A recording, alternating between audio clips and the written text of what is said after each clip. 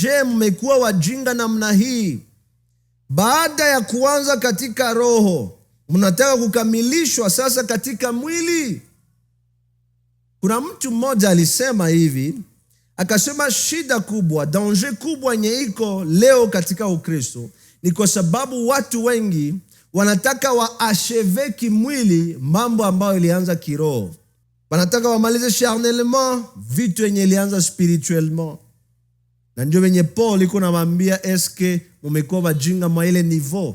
Vitu vilianza kiroho lazima vimalize kiroho.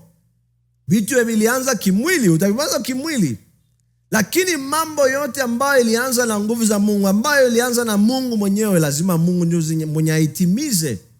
Kwa sababu kama tunafikiria kwamba kama kazi yenye ilianza katika roho tutaimaliza katika mwili, tutaimaliza kimwili, ile ni wazimu ambao Paulo yuko anasema hapa hivi.